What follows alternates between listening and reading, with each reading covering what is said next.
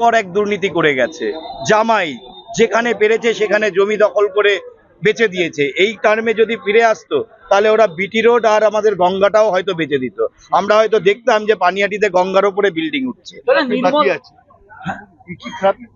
দেখুন, মানুষ তো আর ফুল ছুড়তো না, আজকে কাদা জুতো ছুঁড়েছে। এদের পুরো জীবনটাই, পুরো পরিবার সমেত এরা যেন জেলে কাটায়, একে অপরের দেখভাল করুক। নির্মল ঘোষের জামাই, নির্মল ঘোষের বউ, তাই নির্মল ঘোষের জামাই, নির্মল ঘোষের 2 মেয়ে, নির্মল ঘোষের বৌমা, নির্মল ঘোষের জামাই, প্রত্যেকে জেলে যাবে। সব পরিবারে এরা কারাগারে থাকবে। চাকরি দুর্নীতিতে এর আগে নির্মল ঘোষের বৌমার নাম সামনে এসেছিল, তারপরে সেটা আড়ালেই থেকে গেছে। এখন কি মনে হচ্ছে সেটা আবার কেসগুলো খোলা হবে? আবার কেস খোলা হবে, প্রতিটা কেস খোলা হবে। আমি তো বলছি যে হায়দার আলী খুন, তারা রাউত খুন, এগুলো সাসপিশিয়াস মার্ডার, যেগুলোর কিছু সাজা হয়নি, সেগুলোকে যদি আবার রিওপেন করা হয় তাহলে এই নির্মল ঘোষের নাম ডিরেক্টলি আসবে। এটাই বিজেপি সরকার আজকে প্রমাণ হয়ে গেছে।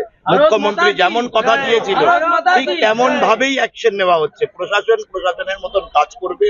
অনুপম দত্ত মার্ডার কেসে যেন আবার খোলা হয়, আমি সেই আবেদন জানাবো।